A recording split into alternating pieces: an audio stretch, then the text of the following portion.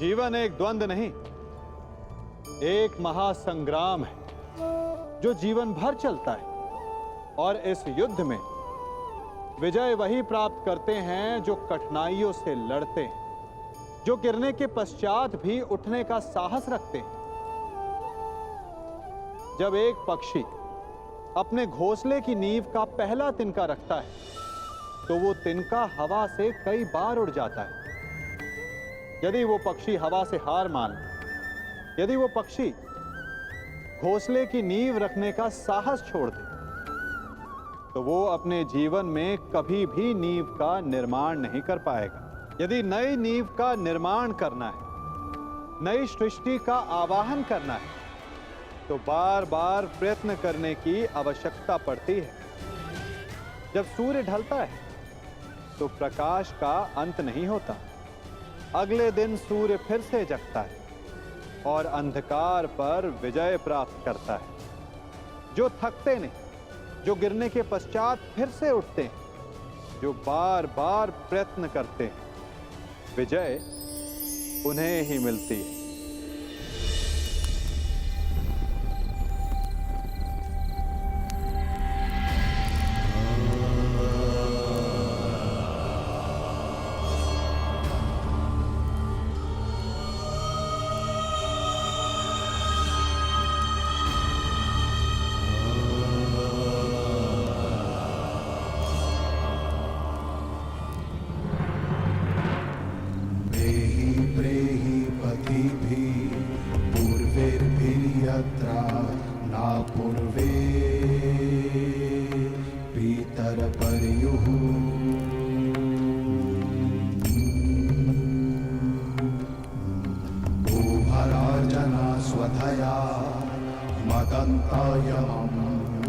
पश्यासि वरुणं च दिवम्। ये सब क्यों हुआ सखा? सहस्त्रों काल के गाल में समा गए। ये क्या हो रहा है केशव? तुम एक क्षत्रिय परिवार में जन्मी हो याज्ञसेनी, और युद्ध के परिणामों से भली भांति अवगत हो। तुम स्वयं युद्धकांक्षी हो, तो फिर ये पीड़ा क्यों? क्योंकि ये अनुमान नहीं था केशव कि अपनों की मृत्यु इतनी पीड़ादायिनी होगी। आज उत्तर वीर गति को प्राप्त हुए, कल कोई और होगा। मन बहुत विचलित हो रहा है सखा। जब भी मैं अपने पुत्रों का या आर्य पांडवों का मुख देखती हूँ, मुझे एक भय समा जाता है मन में कि कहीं। तुम ये मत भूलो सखी कि ये युद्ध केवल तुम्हारे अपमान, केवल पांडवों के साथ हुए अन्याय के प्रतिशोध के लिए नहीं हो रहा है। ये युद्ध धर्म की पुनः स्थापना के लिए हो रहा है, अधर्म के नाश के लिए हो रहा है। और धर्म की स्थापना के लिए वीरों को अपने प्राणों की आहुति देनी पड़ती है सखी।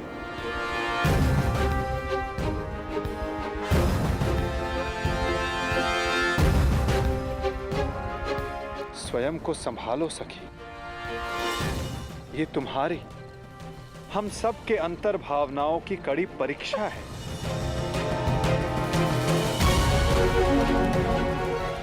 और इस युद्ध में हानि केवल हमें नहीं हुई है। अभी तो इस युद्ध में अनेकों की आहुति देना शेष है सखी। कोई और भी है जिसे अति शीघ्र इस पीड़ा का वहन करना शेष है।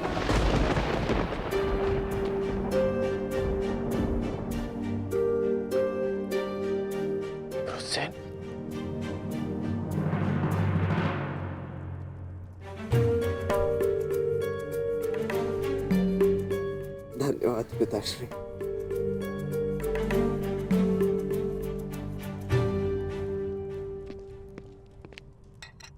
कहीं मेरे इस घाव को मेरी दुर्बलता तो नहीं समझ बैठे हैं ना आप पिताश्री?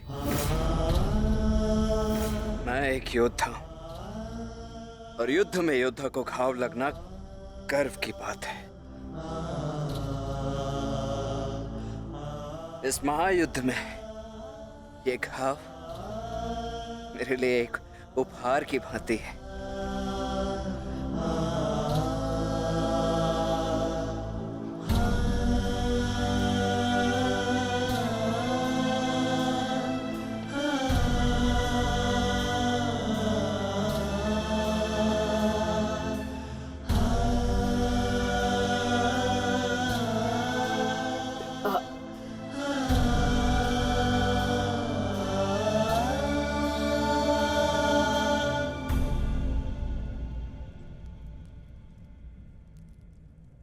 आज तुमने अपने आप को एक सच्चा योद्धा सिद्ध किया है।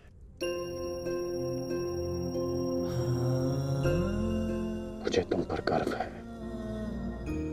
कल्याण हो तुम्हारा पुत्र। अब तुम्हें विश्राम की आवश्यकता है। विश्राम करोगे तो यह घाव जल्द ठीक हो जाएगा।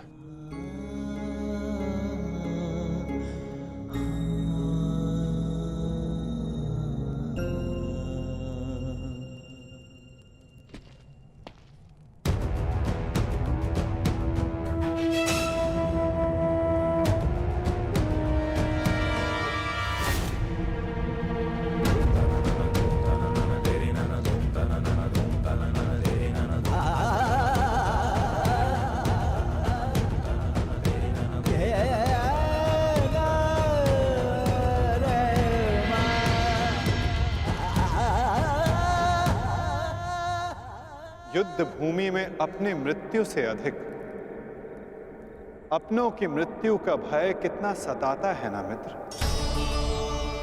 माधव, प्रणिपात।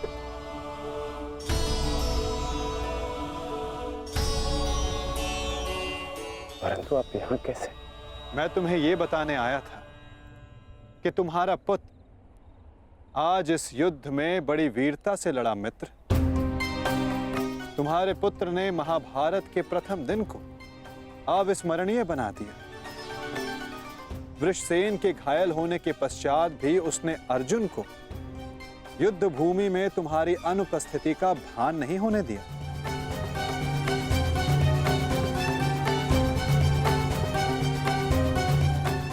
परंतु गर्व के स्थान पर तुम्हारे मुख पर यह पीड़ा क्यों मित्र?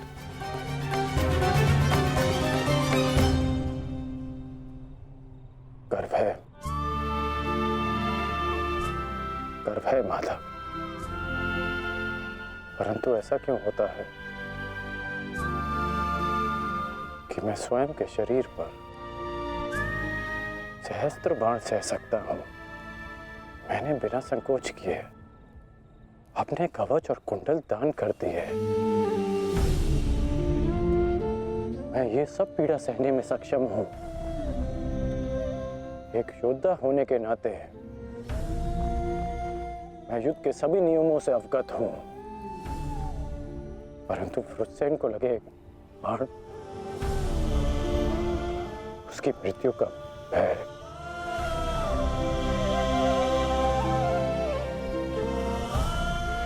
मुझे खाया जा रहा है। परंतु तुम ये कैसे कह सकते हो मित्र कि ये भय है, पूर्वाभास नहीं?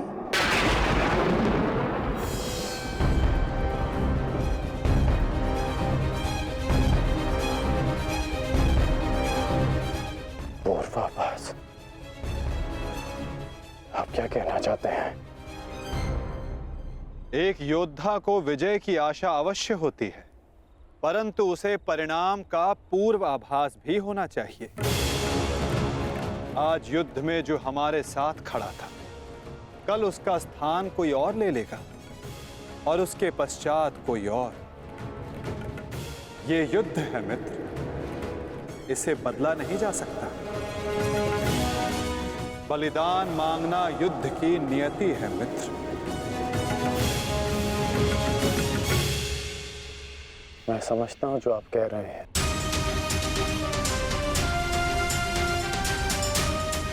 परंतु मन में अपनों की रक्षा की चिंता है।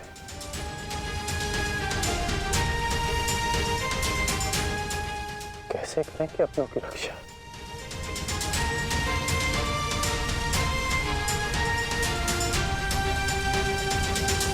यदि कारण महान हो तो उसका बलिदान भी महान देना होता है मित्र। इस युद्ध में हो रहे बलिदान को स्वीकार करो। एक योद्धा को युद्ध में जाने से पूर्व सभी प्रकार के मोह को त्यागना पड़ता है। मोह बंधन में बंधकर वो युद्ध नहीं कर सकता और ना ही अपनों की रक्षा कर सकता है। इस महायुद्ध में अपनों की रक्षा के लिए जो हो सकेगा वो मैं करूंगा, चाहे वो युद्ध के नियति के विरुद्ध हो तब भी अंगराज।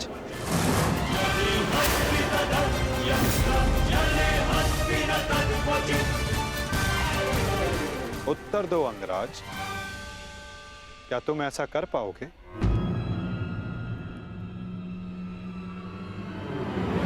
यदि तुम चाहो तो अब भी इस युद्ध की नियति को बदल सकते हो कर्ण।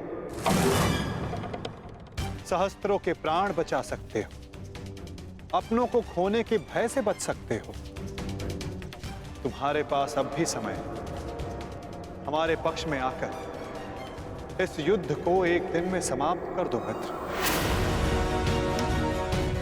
इस महाविनाश का मूल्य कम कर दो। बोलो मित्र, अपने निष्ठा की नियति को बदलकर तुम इस युद्ध की नियति को बदलना चाहोगे?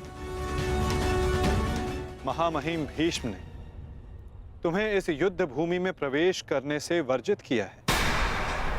यही अवसर है मित्र, अपने भ्राताओं के साथ मिलकर धर्म के लिए युद्ध करके इसे समाप्त कर दो।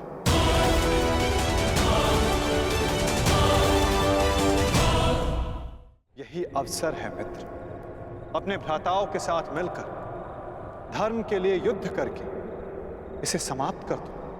आप मेरा उत्तर जानते हैं, फिर क्यों बार बार ये प्रश्न करते हैं मुझसे? मैं तुमसे प्रश्न नहीं पूछ रहा हूं, तुम्हें तुम्हारे संदेहों का हल दे रहा हूं।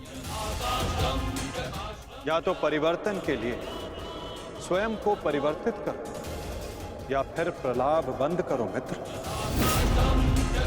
और जो हो रहा है उसे स्वीकारो। तुम्हारे अंदर अपने मित्र के विरुद्ध जाने का सामर्थ्य नहीं है मित्र। जो पीड़ा आज तुम अनुभव कर रहे हो सकता है कि कल तुम्हें उससे अधिक पीड़ा अनुभव करनी पड़े मित्र। इसलिए कहता हूं अंगराज, या तो विरोध करने की शक्ति रखो या फिर पीड़ा सहने का सामर्थ्य।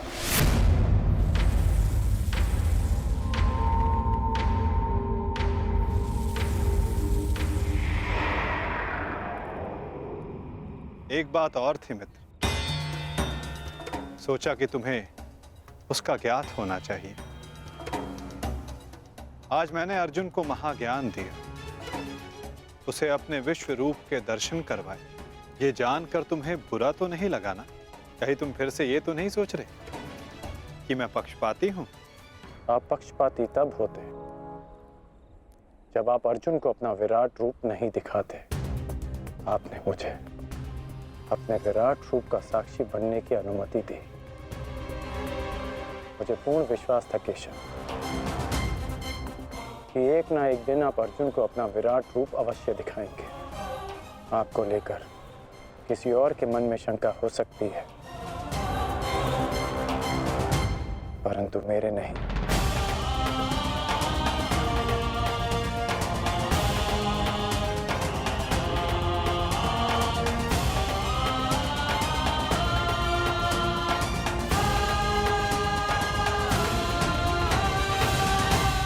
एक दिन आपने मुझे पाषाण और मोरपंख होने का अर्थ समझाया था। हर पहेली का उत्तर हमारे चयन में होता है अंगराज। इस पाषाण खंड की भांति जो ना अपना चुना हुआ मार्ग बदलता है और ना ही अपने विचार। और दूसरा मार्ग वासुदेव? जो इस मोर पंख की भांति होते हैं, वे अपने आप को ईश्वर की इच्छा के हाथों ऐसे समर्पित कर देते हैं जैसे इसने स्वयं को वायु को समर्पित किया। मैं आज भी पाषाण हूं और अर्जुन आज भी वही मोरपंख, वो मोरपंख जिसे आपको अपने मस्तक पर धारण करना ही था। ये मेरा प्रारब्ध है कि मैंने पाषाण होना चुना है।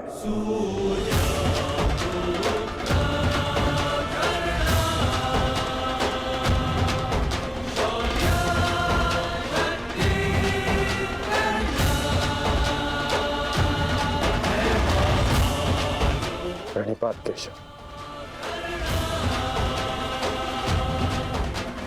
कल्याण वस्तु मित्र।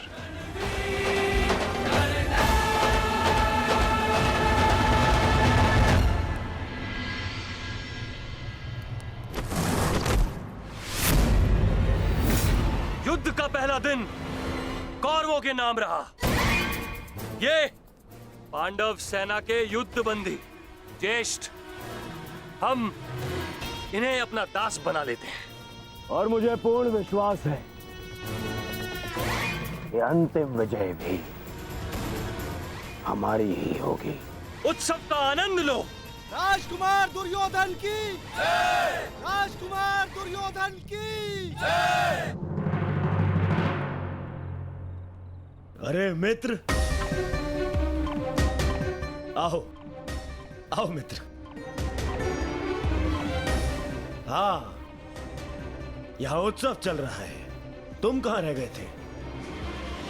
किस बात का उत्सव? उन पांडवों के विनाश का उत्सव, उनकी पराजय का उत्सव मित्र।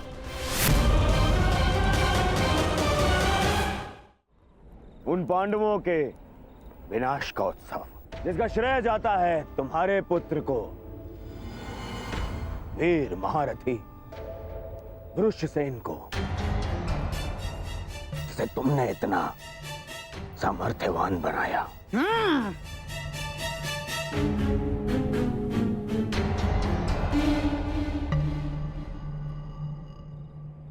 ये तो अवश्य उत्सव बनाने की बात है। आज तो मैं भी मदिरा पान करूंगा। मामा श्री, तुम भी मदिरा पान करोगे? लो, ये लो।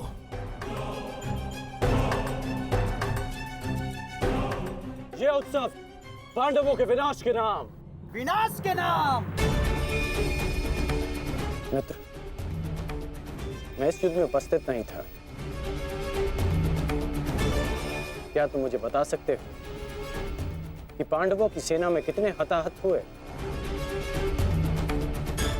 पूरी एक औक्षणी सेना और साथ साथ उस मूर्ख बालक उत्तर का भी अंत किया आज हमने। विराट के छल का प्रतिशोध लिया हमने। उत्तम, अति उत्तम दुशासन। एक औक्षणी में 21 सहस्त्र 870 रथ और उनके रथी और इतने ही हाथी और उस पर सवार योद्धा 65 सहस्त्र 610 अश्वरोही 1,09,000 सहस्त्र 350 पैदल सैनिक। आज हमने युद्ध में इतने शत्रुओं का संहार किया। उत्तम उत्तम उत्तम। परंतु प्रतीत होता है कि हमारे ओर से कोई जानहानि नहीं हुई। तभी तो यह उत्सव बनाया जा रहा है ना मित्र?